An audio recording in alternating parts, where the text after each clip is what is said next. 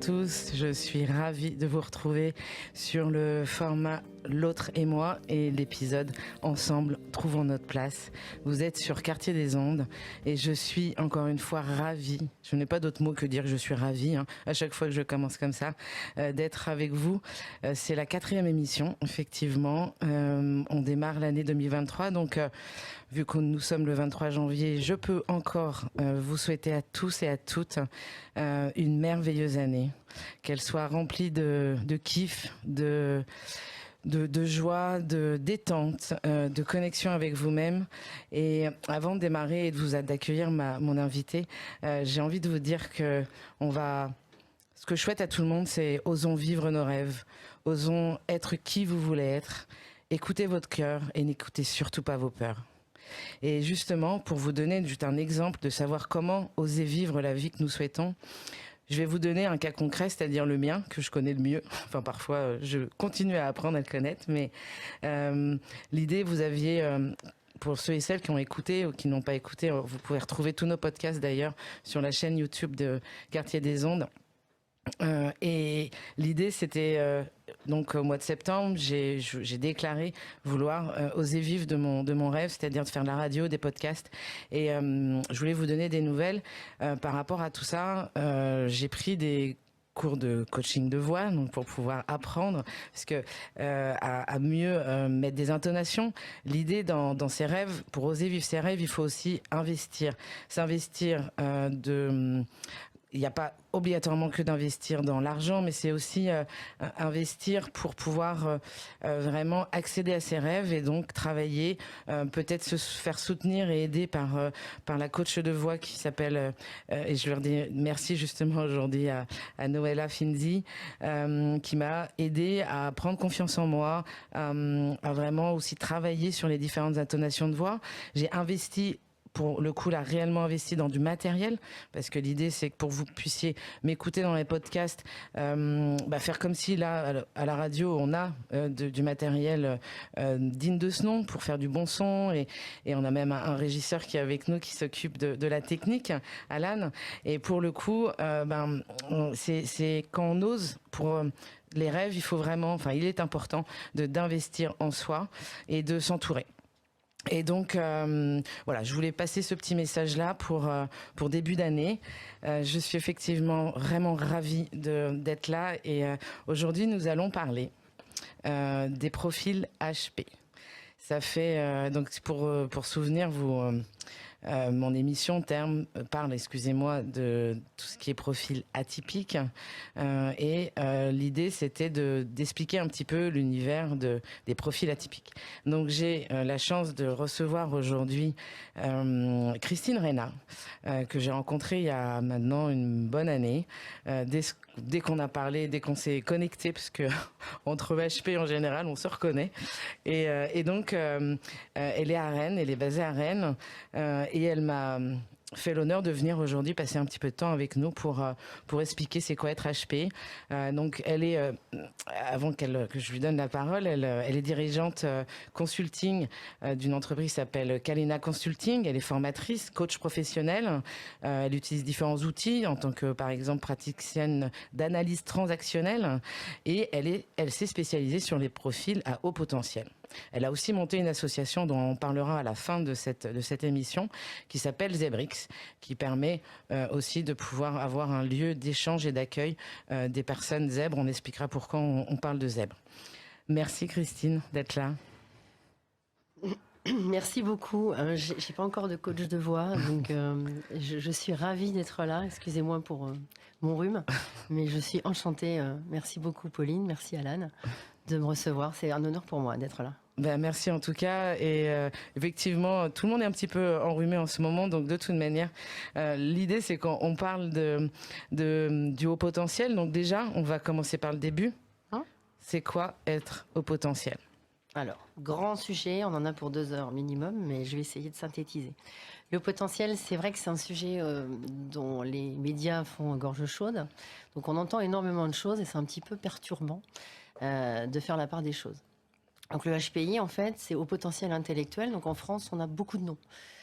Alors qu'au Canada, on en a un, en anglais, on en a deux. On entend haut potentiel intellectuel, on entend surdoué, on entend multipotentiel, on entend pas mal de termes, neuro, atypique, etc. En fait, tous ces termes-là regroupent la même chose. Et le haut potentiel, ce sont des capacités cognitives dites supérieures à la moyenne. Donc Ok. en fait, il n'y a aucune représentation d'intelligence supérieure, puisque l'intelligence, la communauté scientifique n'a aucun consensus sur le mot intelligence. Donc c'est chargé de mythes, c'est chargé d'idées reçues, c'est forcément des petits génies en maths. D'accord. Moi, je suis nulle en maths, d'accord. Donc en fait, le HPI se définit par une quantité de myéline dans le cerveau. Donc la Voilà. myéline, c'est... Alors la gaine isolante qui se trouve au bout des bras des neurones. Et en fait, la gaine isolante, quand l'information passe, en Mhm. fait, il y a une gaine isolante qui fait que l'influx électrique circule. Le traitement de l'information se fait. Chez les hauts potentiels, il y a eu des études de fait, hein, donc c'est prouvé. La gaine isolante est plus épaisse. Donc en fait, l'influx électrique, enfin, Mhm. le traitement de l'info se fait par le même canal, mais comme elle est plus protégée, disons que l'info est traitée plus rapidement. Donc en fait, tout se trouve dans la myéline. C'est-à-dire que les personnes à haut potentiel intellectuel ont une capacité de traitement de l'information qui fait qu'on peut ressentir ce décalage au monde, mais tout se trouve en fait dedans. Donc quand vous avez des détracteurs qui disent ça n'existe pas, scientifiquement, si, c'est prouvé. Avec tout ce qui est technique de neurosciences, effectivement, on peut le voir tout ça. Oui, tout à fait.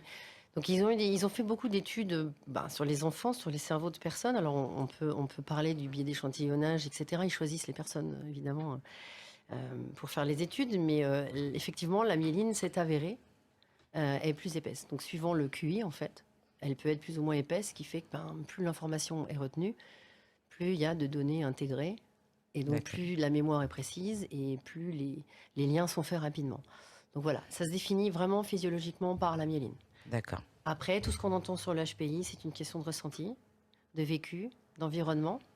C'est ce qu'on appelle l'épigénétique. Voilà, et en plus, Joseph Renzulli, donc un psychiatre américain dans les années 70-80, avait défini que le QI, c'était une chose, c'est une nappe de pétrole, un peu. Ouais. Si on n'a pas l'environnement ni la motivation, il peut jamais se révéler. Donc on parle de potentiel. J'aime bien le mot haut potentiel parce qu'il y en a. Mhm. Il est haut, mais il peut rester à l'état de potentiel de nappe de pétrole. D'accord.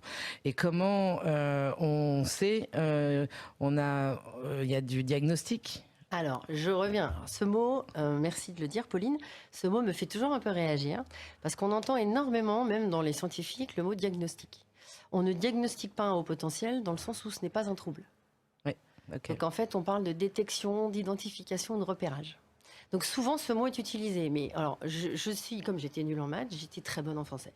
Et donc les mots sont très importants. Donc quand on parle de diagnostic, on pose quand même un mot qui a des connotations. Donc les gens se disent, ok, j'ai été diagnostiqué, donc je suis malade. Et en fait, c'est pas une maladie. Donc on peut être au potentiel et comme les personnes qui vont chez le psychologue pour se faire tester, parce que la seule façon aujourd'hui de valider le haut potentiel intellectuel, c'est les psychologues qui peuvent faire passer les tests. Les neuropsychologues. Ou les psychologues, tout simplement, D'accord. qui sont habilités à faire passer les tests. VISC pour les enfants, VICE 4 pour les adultes. D'accord. Idéalement, un psychologue qui connaît le haut potentiel. Parce que s'il ne connaît pas, il est capable d'interpréter, de mal interpréter les tests. C'est-à-dire qu'il y a des conditions de passage, mais moi j'ai entendu des psychologues rejeter des gens en disant vous avez 128 de QI, vous n'êtes pas au potentiel. Bon, c'est beaucoup plus subtil que ça. Mais le test aujourd'hui est reconnu. Donc c'est le VICE 4 ou le VISC pour les enfants. Et une fois le test passé, la moyenne française est à 98-100. Mmh. Donc quand on a deux écarts types qui sont définis à 15, on a 130. Dès qu'on a plus de 130 de QI, on est dit au potentiel intellectuel. Maintenant, ce n'est qu'un chiffre. J'en entends parler de temps en temps de HPE, et d'ailleurs moi-même je le dis. Oui. Alors le HPE, on entend beaucoup de choses dessus, il n'y a aucun consensus, c'est quelque chose de très flou. Le HPE, c'est haut potentiel émotionnel. Donc pour faire la part des choses, le haut potentiel intellectuel, on est d'accord, c'est la myéline. Mmh. Ensuite, le HPE, c'est l'hypersensibilité émotionnelle. Mmh. Qui, alors ce n'est que mon humble avis, les hauts potentiels intellectuels, pour moi, ont vécu un ressenti très intense et sont capables de ressentir des choses qui fait que, bon, Il y a énormément de gens hypersensibles aussi chez les hauts potentiels intellectuels. Maintenant, les personnes hypersensibles émotionnelles, HPE, c'est quelque chose qu'il faut vraiment scinder. C'est-à-dire, ça n'a rien à voir. Dans le sens où quelqu'un qui est hypersensible émotionnel ou HPE, il ressentira les émotions des gens, il ressentira les ambiances de façon plus intense.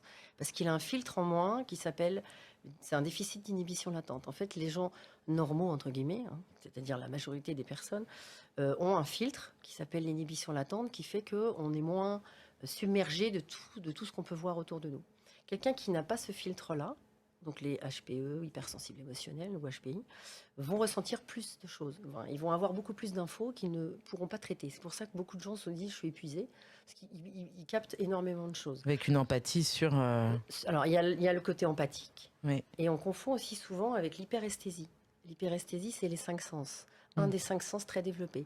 Donc souvent on lit « je suis hypersensible parce que je n'aime pas les films violents, je n'aime pas le bruit, je n'aime pas la foule, je n'aime pas... etc. » Et en fait, on peut très bien être HPI, être hypersensible émotionnel, mais ne pas avoir un des 5 sens exacerbé. On peut avoir le toucher.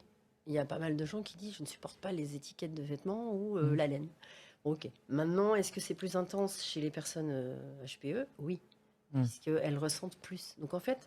Quand on dit ce sont des gens qui se plaignent beaucoup, non, sur les réseaux sociaux, ce sont des gens qui s'épanchent, mais on peut très bien être au potentiel émotionnel. Alors, c'est un mot qui est un peu galvaudé, je trouve. Oui. On peut être hypersensible émotionnel sans pleurer toute la journée, d'accord ? Ou se plaindre, parce qu'on met une étiquette de fragile. Il y a des gens qui ressentent les choses et qui en font une force. Dans les métiers d'accompagnement, c'est fabuleux de ressentir les gens. C'est pas pour ça qu'on est, voyez, on la prend comme une faiblesse. Donc la différence, c'est ça, c'est on peut être hyperesthésique, d'un ou plusieurs sens, on peut être hypersensible émotionnel, empathique. Et en plus, si on a la myéline qui fait que le traitement de l'info se fait plus rapidement, eh ben, on a ces capacités intellectuelles à traiter l'info plus vite. Ok. Voilà. Donc c'est bien de faire la part des choses parce qu'on confond tout. Les gens mélangent tout et ils mettent des étiquettes de HPI. Moi, je suis pas HPI, je suis HPE, etc. Donc c'est bien de scinder. Voilà. Super, on va faire une petite pause musicale. Donc j'ai demandé, pour le coup, c'est la première fois que je fais cela, j'ai demandé à mon invité de choisir deux musiques. Donc pour la première musique... J'ai choisi George Michael. Donc c'est un clin d'œil à toute ma jeunesse et toute ma vie. C'est quelqu'un que j'apprécie énormément. Il a une voix magnifique pour moi. Cette chanson, c'est le plus beau slow du monde, évidemment, pour moi. Mais j'ai envie de le partager parce que, il y a le saxophone qui est un instrument qui est très chaleureux et qui parle aux gens qui sont dans le ressenti aussi. Et c'est un personnage qui était très généreux et très discret et qui m'a beaucoup touchée toujours. Donc, De nouveau de retour sur Quartier des Ondes. Donc, on est avec Christine Reina et on va continuer à parler des hauts potentiels. On pourrait faire une émission limite d'une journée entière tellement il y a des choses à dire. On va revenir sur le côté détection et non diagnostic. Souvenez-vous bien de ça. Et donc, je te laisse la parole pour continuer sur ça. Pour finir, en fait, parce que c'est vrai qu'on parle de détection et en fait, les gens qui se posent des questions ou les enfants souvent qui s'ennuient à l'école ou qui sont turbulents, on propose aux parents de passer un test. Et les adultes qui se posent des questions vont chez le psychologue. C'est le seul moyen d'être détecté. Le problème, c'est que les gens qui vont chez le psy, ils ont un problème. Ils vont juste passer les tests. Donc, du coup, il y a un biais aussi qui dit « Ah, ils vont mal », puisqu'ils vont chez le psy. En fait, on peut aller chez le psy juste pour passer le test de QI. D'accord ?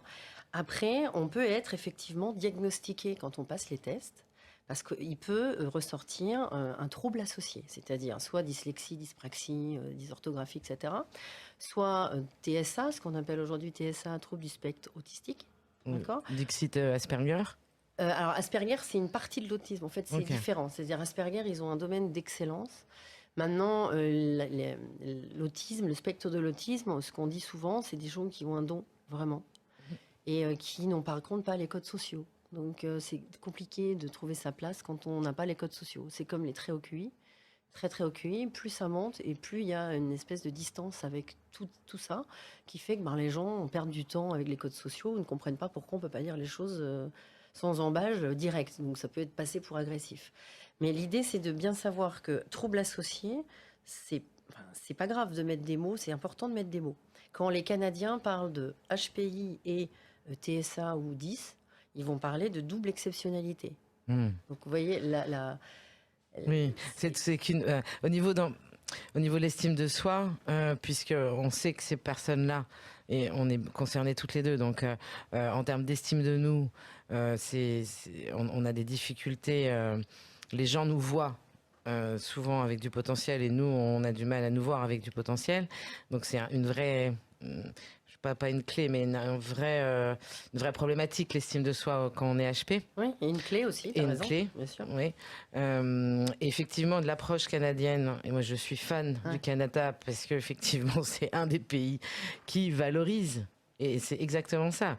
C'est de la double exceptionnalité, c'est ça que tu dis. C'est de rendre exceptionnel. Et c'est une approche complètement. C'est un nouveau prisme en fait. On mais se complètement. Voit complètement différent. Si on élève un enfant en disant, écoute, tu as une force, tu as du potentiel, tu as une force, même s'il y a un trouble associé, le HPI peut compenser, mais c'est une force. Donc si on élève un enfant en disant, tu as une force en toi, tu es différent et c'est une force, à la limite, tu es comme tu es. Plutôt que de dire à un enfant, ah, t'es différent, ah, t'as un problème, on va chez le psy. Oui. Le prisme est complètement différent, effectivement, dans l'estime de soi. Et c'est ce que disait Joseph Renzulli, ça dépend aussi de l'environnement. C'est-à-dire qu'un enfant HPI, il grandit en se sentant peut-être différent ou pas, et il a un environnement qui le valide. Il va grandir en disant, je suis très bien comme je suis. Que ce soit HP ou une autre différence, d'accord? Parce que tu parles de différence invisible ou de quoi que ce soit. Moi, je suis rousse, on m'a traité de poil de carotte toute mon enfance. Pas de problème, je l'ai toujours bien vécu en fait. Mais on se sent rejeté insidieusement pour une différence invisible.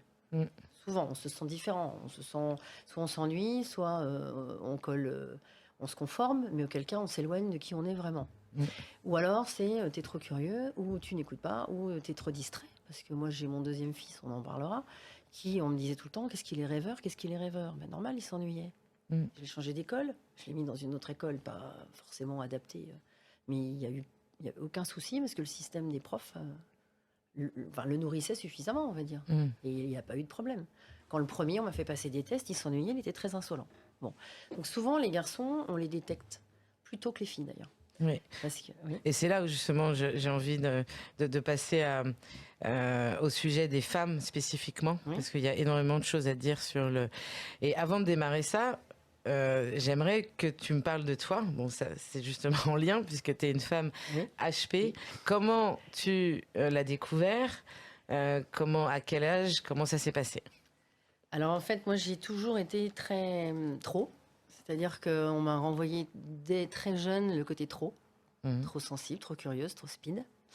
Et je me suis toujours positionnée comme, tiens, bizarre, je ne suis pas normale. D'accord? Et en fait, il faut correspondre à un moule. Parce qu'une petite fille, elle doit être sage et ne pas parler, rester plutôt dans son coin. Donc les petites filles se conforment.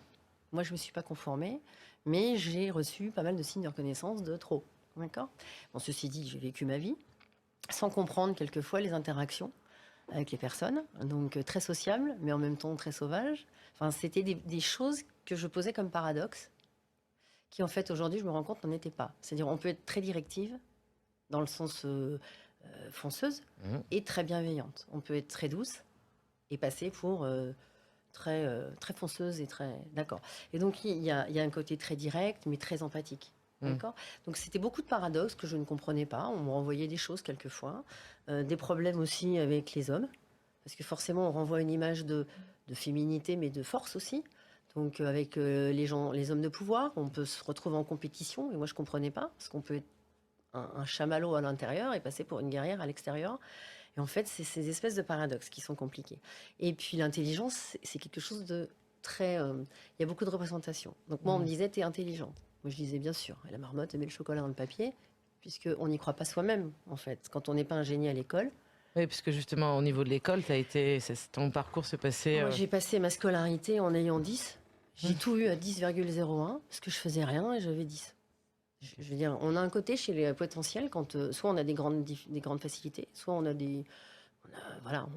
on travaille pas, on a une philosophie de l'effort aussi, dans les sociétés occidentales. Dans la société judéo-chrétienne, où quand on fait les choses facilement, ça n'a aucune valeur. Donc avoir 15 en faisant rien, ça a beaucoup moins de valeur que quelqu'un qui aura 12 en bossant beaucoup. Donc quand on fait les choses facilement, on grandit avec ce côté, le syndrome de l'imposteur vient de là. Vu que je fais les choses facilement et que je m'en sors moyennement, je suis jamais reconnue comme excellent. Je suis bon partout, mais je suis expert en rien. Mm. Ça, c'est quelque chose qu'on retrouve souvent chez l'eau potentiel. C'est-à-dire, je touche à tout, je sais tout faire, et je suis plutôt pas mauvaise, mais je suis experte en rien. Donc, je me considère plutôt moyenne, et on me dit, mais t'es intelligente. Et en fait, on peut vivre sa vie en ayant des réussites, sociales, carrière, etc. J'ai fait carrière, mais je me posais toujours ces questions, et je n'avais pas de réponse. Et à quel âge t'as senti et pourquoi t'as eu envie de... Il y a eu un déclic sur le fait d'avoir envie d'être détectée? En fait, mes 2 enfants sont HPI. Mm. Moi, Ça part souvent de là, en fait. Hein. Alors, les femmes se disent souvent, c'est le père. Très, très souvent, les femmes le découvrent à travers leurs enfants. Et moi, on me disait, mais tu es au potentiel. Et moi, je disais, c'est pas possible. Arrêtez. Et donc, un jour, on m'a offert un livre. En fait, je parle de ça sur une quinzaine d'années. D'accord. Et j'ai lu un livre. C'était Nathalie Alstin, Les motifs talentueux. Ouais. Et je lis. Et en fait, chaque page parlait de moi. Mm. Et ça, c'est ce que ça fait souvent aux gens. C'est chaque page parle de moi, c'est pas possible. Et en fait, moi, j'ai pas été dans le déni. Je suis quelqu'un qui a envie vraiment d'avoir des réponses. Donc, j'ai dit, OK, je passe le test direct. C'est très profil HP, on a besoin de comprendre. Non, parce qu'il y en a qui ont peur d'être différents. Il y a aussi beaucoup au potentiel qui se conforment.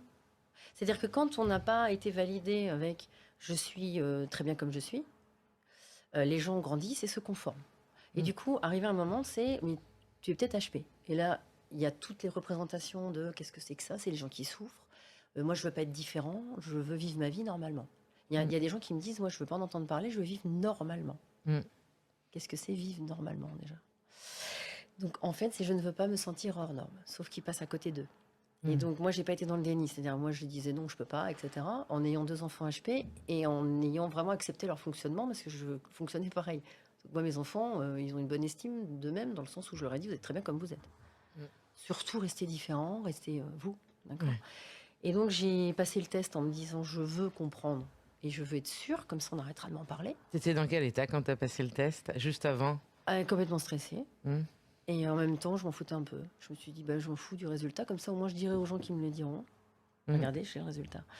Et donc, c'est assez, je me permets, c'est assez courant, effectivement. Et bon, ça m'est arrivé aussi quand j'ai passé les tests, de me dire, non, mais en fait, comme si je devais... j'avais peur qu'on me dise, non, en fait, tu l'es pas. Et c'est vrai, c'est un ressenti particulier. Puis je me dis, je vais peut-être être trop stressée, donc je vais faire les mauvaises réponses. Exactement. Alors que le test est fait en sorte d'être tellement large comme question, puis avec différents outils. De l'attention, du vocabulaire, que de toute manière, on peut pas répondre faux. C'est juste une... Ça dépend, parce qu'il y a il y a une définition de l'intelligence que j'aime beaucoup, c'est l'intelligence, c'est pas ce que l'on sait, c'est ce que l'on fait quand on ne sait pas. Ouais. Et en fait, les tests de QI, c'est ça. C'est-à-dire, c'est une résolution de problème. Et j'insiste sur le côté cliché de je vais les foirer, je suis nulle en maths, d'accord.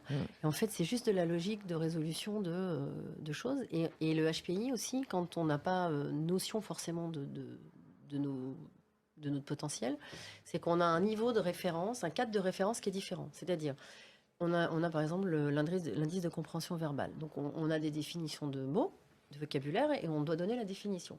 Et donc, pour répondre, on se dit, de toute façon, c'est facile. En fait, parce qu'on a cette notion de, voilà, c'est facile. Fustiger, ça veut dire quoi? Je réponds. Et après, quand on a un indice de compréhension verbale très élevé, on se dit, mais c'est... Et en fait, tout se situe là, c'est-à-dire que le curseur du HPI, dans sa façon de fonctionner, quand il est en syndrome de l'imposteur ou en manque de légitimité, il se dit, non, c'est normal, je veux dire, je suis plus que moyen. Il a pas conscience, en fait, que finalement, quand on lui dit, mais c'est génial ce que tu as fait, il dit, non, c'est normal. Parce que pour lui, sa normalité, c'est de répondre à des mots de vocabulaire comme ça ou de résoudre des problèmes. Or, c'est là où le potentiel se trouve, c'est-à-dire, finalement, non. Il faut quand même avouer que des fois, on a quand même des choses qui nous paraissent normales, mais qui sont supérieures à la moyenne, sans que ce soit prétentieux du tout. D'accord. Et il y a une différence entre hétérogène et homogène dans les tests. C'est que quand on est hétérogène, on a des indices qui sont... des items qui sont plutôt différents. Par exemple, on peut avoir 140 dans quelque chose et 98 dans un autre. Ça fait des yo-yo, ce qui fait que c'est plus perturbant. On peut être très bon dans quelque chose et nul dans un autre truc. Et donc, pour en revenir à ton test à toi, donc tu étais très stressée, mais d'un côté, tu t'en fichais complètement, Oui. tu laissais faire, quoi. Ouais, puis des fois, j'avais les réponses, je lui disais, j'en sais rien. Oui. Je faisais un peu ça comme ça en disant, je sais pas. Ça a duré combien de temps? Moi, 1 heure et demie à peu près. Ouais, 1 heure et ok. demie. Et donc, Et après, je l'ai eu. J'ai été soulagée, mais soulagée. J'avais enfin mes réponses. ouais. Est-ce qu'il y a un chiffre ou sans rentrer peut-être dans le détail, mais le neuro, il te l'a présenté comment? T'as un souvenir? Elle a été vraiment géniale parce que elle était vraiment très cool et elle était pro. Donc elle m'a présenté tous les subtests et les tests, etc. Et en fait, ça m'a donné une grille de lecture immédiatement. C'est-à-dire que moi, ça m'a, mais alors soulagée, ça a changé ma vie, hein. C'est-à-dire que le fait de ne pas comprendre certaines choses ou certaines interactions, moi je faisais du coaching déjà, hein, mais ça m'a donné une clé énorme, Hmm. énorme des interactions avec les gens. Ok, la normalité finalement, c'est quoi? Hmm. Et il y a un rapport à la norme qui se trouve. C'est-à-dire que des HPI qui sont avec des gens dans un environnement avec qui trouvent le boulot qu'ils aiment, etc., ils vont s'éclater, ils vont jamais, jamais penser un seul instant qu'ils sont HPI. Ils vont vivre leur vie très bien. Hmm. Il y en a qui vont passer à côté, ils vont jamais passer les tests, ils sont en échec scolaire, après ils sont en échec peut-être de relations sentimentales, ils sont en échec de boulot, ils vont jamais penser qu'ils sont HPI. D'accord? Mais l'idée, c'est de se dire, ok, je vois, rapport. C'est un vécu, Fabrice Michaud, qui est quelqu'un d'absolument génial, Oui. dit, c'est un rapport au monde, en fait. Oui, c'est une autre appréhension de vivre la vie, en fait. De percevoir le monde, ouais, Mm. et ce qu'on nous reporte de normes. Mm. C'est-à-dire, il y a un récit collectif en anthropologie, il y a un récit collectif. En fait, on demande aux gens de coller et de se conformer à on a toujours fait comme ça. Et le HPI, il arrive et il fait non. Ouais. Il voit pas la logique. Donc il va réinterroger. Et c'est là où il se fait rejeter de la Mm. norme, tant est qu'il ose le dire. Et c'est là où à l'école, les enfants, on leur dit mais arrête. Et c'est vrai que là, par rapport au test, il y a aussi toutes les d'autres, effectivement, TDAH ou 10 ou pour ma part, on m'a détecté TDAH aussi en même temps, qui est plus compliqué apparemment la détection chez les TDAH, qui engendre que le haut potentiel intellectuel est amoindri. Amoindri, bon, je ne sais pas si c'est le bon mot, mais en tout cas peut inhiler le côté au potentiel intellectuel parce que je vais avoir du mal à me concentrer et que j'arrive pas à être focus sur des sujets alors que l'intelligence que j'ai où je vais très très vite où je fais du lien, mon TDAH va mettre ça un petit peu et neuropsychologue me l'avait dit effectivement. T'es d'accord avec ça? En fait, soit le TDA prend le pas, soit le HPI compense et c'est épuisant. Mm. Mais le TDA, en fait, des fois on dit TDA chez certaines personnes, et des fois ça peut être juste du HPI, parce que quand on parle de pensée en arborescence, Mm. tout le monde l'a, je pense que tout le monde l'a, mais ça va beaucoup plus vite chez l'HPI. Mm. Donc résultat, quand quelqu'un pense à je dois faire une machine à laver, il s'arrête, il voit la bibliothèque, il fait comment c'est fait l'imprimerie. Et là, il commence à lire et il part sur Gutenberg. Et il dit, tiens, mais comment ça se passait au 16e? Et après, il repart à comment on fabrique le papier. Finalement, il sait plus ce qu'il devait faire. Donc, il se dit, j'ai des troubles de l'attention ou de la concentration. Mm. En fait, des fois, c'est le HPI. Mm. Et le TDA, ça s'équilibre, en fait. Le fait de le savoir, c'est bien. Donc, avant de passer à la prochaine pause musicale, ça a changé ta vie. Tu as vu une approche. Après, tu as eu une approche complètement différente. Au-delà d'avoir spécifiquement quasiment que des clients au potentiel. C'est ce que tu as. Ça a changé quoi dans ton approche? Alors, ça a changé la grille de lecture sur ma vie à moi. Oui. Sur toutes les interactions et la compréhension de tout ça. Donc j'avais la connaissance déjà pour mes enfants, hein, mais le fait de le vivre personnellement, la transformation, on va dire, ça a été révélateur. Donc ça a permis de me débarrasser en fait de tout ce qui est hyper sensible, parce que hyper c'est excessif. Donc ça m'a permis de m'enlever toutes les étiquettes que la norme avait collées de trop, trop, trop. J'ai créé une ligne de vêtements et de tasses d'ailleurs. Trop par rapport à quoi? Parce que tout est là, c'est-à-dire on se situe juste par rapport à un curseur. Finalement, ça m'a permis d'enlever, alors en dehors du HPI, ça m'a permis d'enlever toutes les étiquettes que la société veut coller. Et ça, tout le monde est concerné, hein, HPI ou pas. Mais le fait de se défaire de ces étiquettes, on accède vraiment à une partie de soi qu'on s'autorise. Ouais. En fait, on s'autorise à être soi. Ouais. Et on lit beaucoup d'injonctions, osez être vous. Alors il faut être soi dans un monde où on vous dit soyez vous-même en étant comme tout le monde. Et c'est là où on jongle avec nos paradoxes. C'est-à-dire que tout le monde dit soyez vous-même, mais dès qu'on est nous-mêmes un peu différents, dans un côté atypique, en fait, on se fait un peu montrer du doigt. L'idée, c'est de s'assumer. Donc s'assumer, c'est pas donner à tout le monde. Parce qu'il faut travailler sur soi, il faut aller chercher des zones d'ombre, il faut aller gratouiller des endroits enfouis depuis longtemps, pour accéder à sa créativité, pour accéder au droit d'être soi et de s'affranchir du regard des autres. Bon, voilà, de se donner le droit d'être soi et de dire ok, je m'ennuie tous les 2 ans, je peux pas, j'ai une hiérarchie, je sais pas, je trouve pas, voilà. Mais tout le monde n'est pas comme ça, je répète. Hein. Il y a des pays qui le vivent très, en très fait, bien. dès lors qu'on en avait discuté, d'ailleurs, la dernière fois, je crois, avec Alan, sur le fait de. Souvent, les hauts potentiels, ou les TDAH, ou les. Vont être très créatifs. Et j'ai des gens dans des membres de ma famille qui, des jeunes neveux par exemple ou nièces, qui avaient ces profils-là, qui ont été en échec scolaire ou même en phobie scolaire, et ils ont trouvé leur place grâce à la musique ou à la photographie. Et donc ils vont très bien maintenant. Il n'y a même pas eu cette phase comme moi j'ai eu, où j'ai été détectée à 44 ans, où là, enfin, je commence à m'autoriser à vivre la vie qui me correspond, moi, par rapport à mon potentiel. C'est-à-dire que j'ai réalisé que j'arrivais pas à être salariée longtemps, je m'ennuyais donc très vite, où je kiffais mon job et en fait, j'allais trop vite pour mon job. Et donc, maintenant, j'assume d'avoir besoin d'être libre, déjà, de gérer mon temps comme je veux, d'être slasheuse, comme on dit, d'avoir plusieurs activités. Alors, l'idée, c'est effectivement de ne pas en avoir trop et des activités qui restent comme en ce moment je fais, dans l'univers de la sensibilisation des profils atypiques avec l'émission de radio aujourd'hui, avec les podcasts que je vais mettre en place.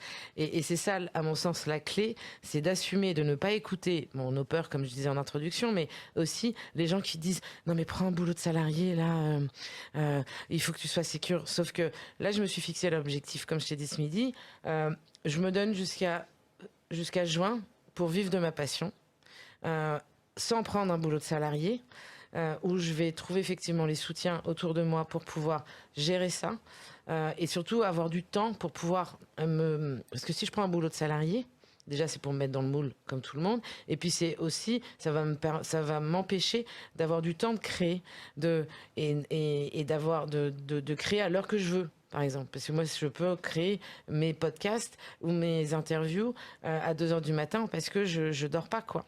Et s'autoriser à être ça, et que la société nous interdit, entre guillemets, enfin le regard que la société a sur des profils comme le nôtre, on a du mal à... Enfin, il faut s'affranchir de ça. Tant qu'on s'affranchit pas de ça, c'est là où on est malheureux, en fait.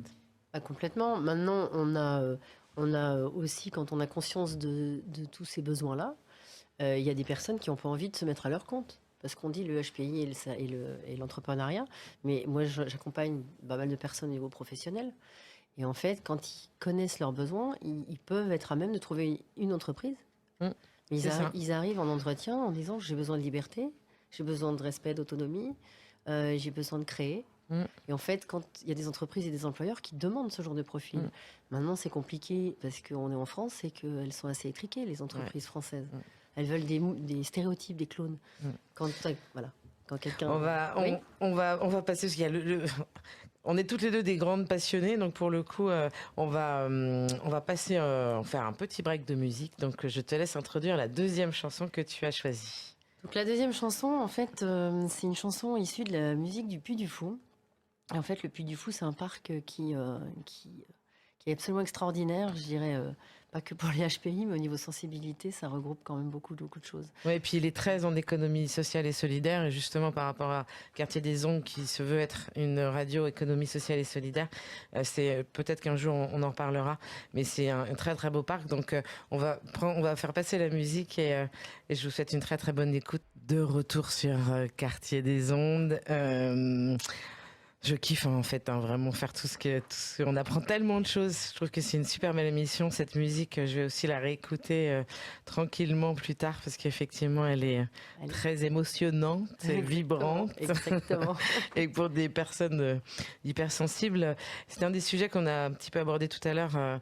Une des solutions, enfin en tout cas moi quand je vais pas bien. Et que j'ai besoin de calme.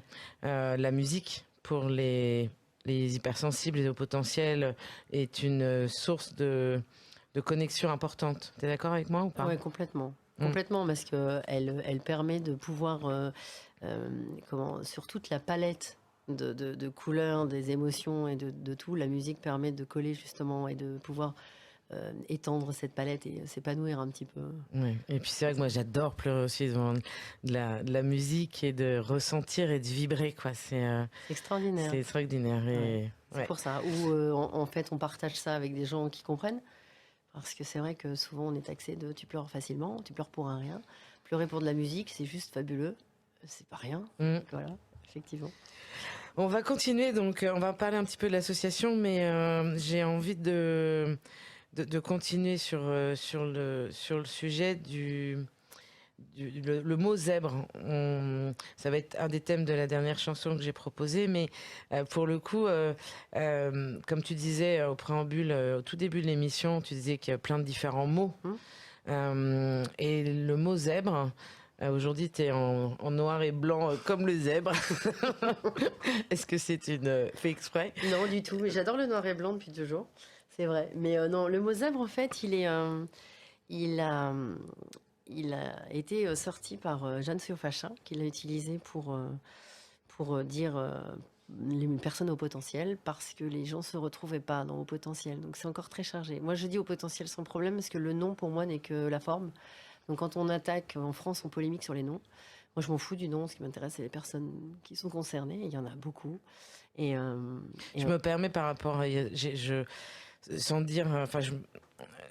quelqu'un qui m'a dit mais t'es au potentiel, mais c'est un peu prétentieux de dire que t'es au potentiel. Voilà. Et c'est d'ailleurs une des raisons pour laquelle je crois Jeanne Théophachin a trouvé un autre nom. Alors Jeanne Théophachin, elle a eu la bonne idée de faire un livre en 2008 sur le sujet. Malheureusement, elle l'a appelé Trop intelligent pour être heureux. Donc trop, toujours ce fameux trop.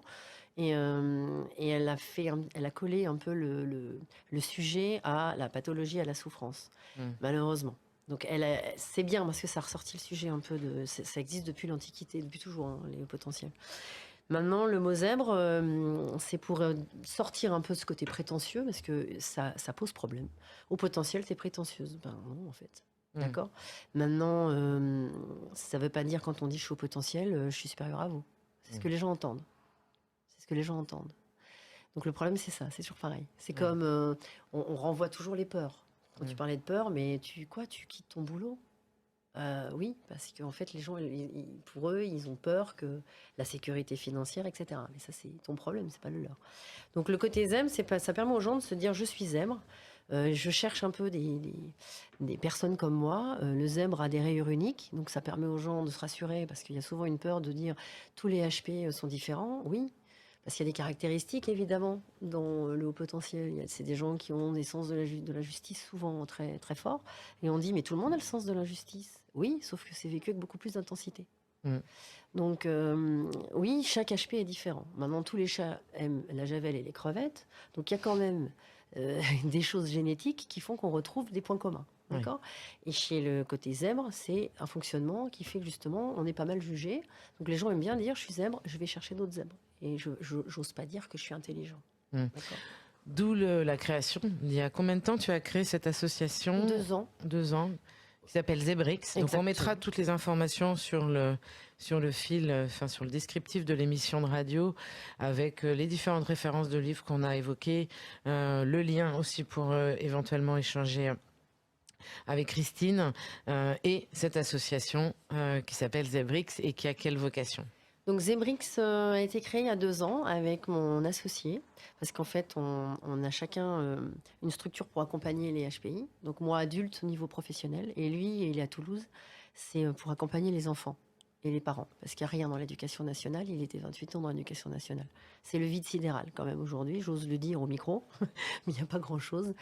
En fait, on s'est rendu compte en accompagnant les personnes qu'elles réclamaient ou qu'elles se plaignaient de dire j'aimerais bien rencontrer des gens qui fonctionnent pareil. Alors c'est pas on est complètement différents et bizarres, hein. C'est des gens qui fonctionnent sur la même longueur d'onde et où il n'y a pas de jugement. Et donc on a dit on va créer, puisqu'à Rennes il n'y en avait pas, à Toulouse il y en avait une ou deux mais qui fonctionnaient pas forcément, on va créer un endroit où les gens vont se retrouver mais juste pour échanger. Passer des bons moments, mais être sur la même longueur d'onde. Et c'est-à-dire pouvoir être soi, sans qu'en face, on ait un « t'es bizarre, t'es trop ». Il y a des petites choses qu'on peut partager. Comme on regarde un film, il y en a qui vont vous dire « vous allez me trouver très bizarre, mais je vois tous les faux raccords dans les films. Et je vois le micro, etc. » Le goût du détail précis. Et en fait, tout le monde dit on s'en fout, nous aussi, on le fait, ou on juge pas. Donc on a créé l'association tous les deux, chacun, pour offrir un espace de rencontre et de bienveillance. Les gens viennent vraiment comme ils sont, c'est pas McDonald's, mais ils viennent comme ils sont pour le coup. Et il y a un groupe WhatsApp où les gens échangent sur tous les sujets. Donc ça peut être très profond, ça peut être très léger. Mais l'idée, c'est que chacun vienne avec tout ce qu'il a comme bagage.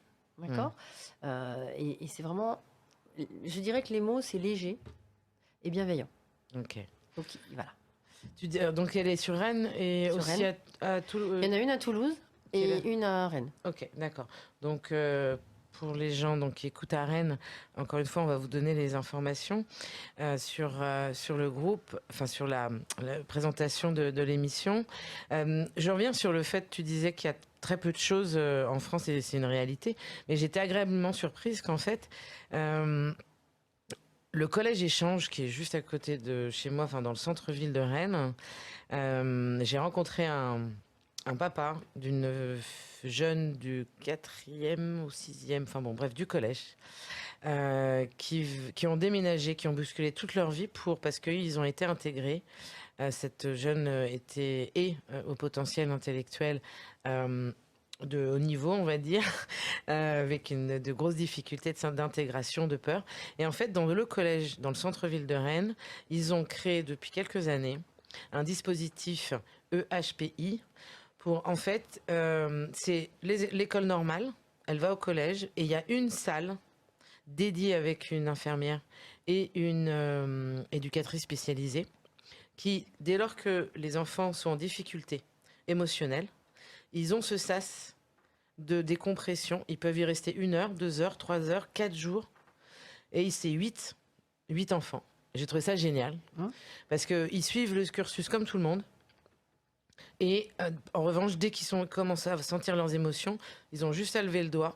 Et même limite, même pas, ils peuvent aller dans cette salle où ils vont être accueillis tels qu'ils sont, comme ils sont. Et il y aura des outils pour les aider c'est pour éviter la phobie scolaire et l'échec, la phobie scolaire pour la déscolarisation. Et donc je sais pas si tu savais que ça existe et c'est à Rennes. Voilà. Okay. Donc j'aimerais bien aller les rencontrer pour faire un petit reportage pour les rencontrer. Ils n'ont pas besoin de publicité parce que je pense qu'il y a une très très grosse liste d'attente, mais en tout cas j'ai trouvé ça génial que à Rennes on ait ce dispositif là. Et j'ai rencontré la fille en question et elle s'épanouit vraiment.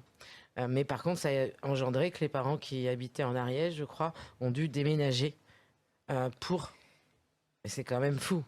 En fait, c'est du public, hein. On n'est pas sur du privé. Hein. Ouais, mais en fait, je te dirais que ça devrait être normal, sans parler de toujours cette facette émotionnelle qui fait ingérable, d'accord ? Parce qu'il y a plein de HPI, ils vivent très très bien leurs émotions. Hein.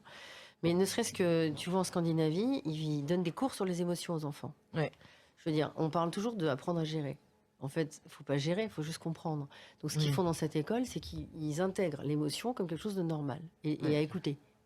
Donc, c'est génial. Ben oui. Maintenant, en France, on a aussi ce côté, en Occident, l'émotion égale faiblesse, d'accord ? Parce que Descartes a dit que l'émotion, d'accord ? Ouais. C'était quelque chose qui était contre la raison. Donc, tant qu'on a cette dualité entre soit tu es dans l'émotion, soit tu es dans la raison, c'est toujours pareil, hein, on est dans les paradoxes. Donc, les hommes n'ont pas le droit d'avoir peur, ni de pleurer. Les femmes n'ont pas le droit de se mettre en colère. Donc, les émotions sont très genrées aussi. Donc, tant qu'on aura des émotions interdites suivant le genre, je pense qu'on aura un problème. Mais donc à l'école, intégrer ses émotions et les comprendre, que ce soit HPI ou pas, c'est juste fabuleux. Parce que moi, je suis beaucoup de gens qui, à force, se déconnectent de leurs émotions. Mm. Ils cherchent à se reconnecter à leurs émotions. Parce que quand on se coupe de ses émotions, on se coupe des mauvaises comme des bonnes. Oui. Donc si on apprend aux enfants à accepter et à dire OK, et déjà l'estime de soi aussi, hein, c'est oui. très bon en disant voilà, j'ai une émotion, c'est rien. On pourrait encore une fois passer des heures et des heures à discuter de ces sujets-là. Il nous reste, on va dire, 2 minutes avant la fin. Donc, j'invite tous les auditeurs ou tous ceux et donc les auditeurs aussi à qui ça parle ou qui ont des personnes dans leur entourage, donc à transférer l'émission donc Quartier des Ondes, Ensemble trouvons notre place. Vous aurez le lien sur le site internet, sur la page Facebook. Vous allez pouvoir, et je vous invite tous aussi à suivre la radio Quartier des Ondes, puisque en plus là en 2023, j'ai pas trop eu le temps de le dire, mais il va y avoir beaucoup de changements. On va être sur les ondes réelles. Donc on aura beaucoup d'émissions même en direct. Donc ça sera un autre challenge pour nous tous. On n'aura pas droit à l'erreur, mais bon, on sera quand même authentique et ça va être une très très belle expérience. Mais pour clôturer, Christine, en quelques mots, on va dire, je te ferai signe par rapport au temps, mais qu'est-ce que tu aurais envie de dire à des mamans, des papas, des enfants ou des adultes ou des femmes au potentiel? Choisis la typologie de personnes à qui tu as envie de t'adresser pour donner des clés ou des solutions, ou une ou deux clés ou une ou deux solutions. La clé, alors je n'aime pas les injonctions. La clé de soyez vous-même, c'est trop facile. Mais qu'on soit HPI dans un monde normé, moi je dirais de s'accepter soi-même et de se parler en fait comme on parlerait à quelqu'un qu'on aime vraiment. C'est-à-dire qu'on se dit beaucoup de choses qu'on ne dirait jamais à son meilleur ami, à son fils, à son conjoint, enfin à quelqu'un qu'on aime. Donc l'idée, vraiment la clé, c'est d'être bienveillant avec soi-même. Mm. HPI ou pas, mais HPI crée aussi un décalage qui fait qu'on est un petit peu dur avec soi, ou on se sent différent ou moins bien. L'idée, c'est de s'aimer, dans le sens être gentil avec soi comme on est avec quelqu'un qu'on aime. Ça, c'est très important. Il y a cette citation qui dit « Soyez avec vous-même l'adulte que vous auriez aimé trouver quand vous étiez petit ». Je finirai là-dessus. Ben, en tout cas, je te remercie beaucoup. Merci infiniment. Et on fera d'autres émissions. Suivez-nous sur les réseaux sociaux. Merci encore à toute l'équipe de Quartier des Ondes pour faire tout ce qu'ils font, toute l'énergie, la belle énergie. Et encore une fois, attendez-vous à de belles surprises pour l'année 2023.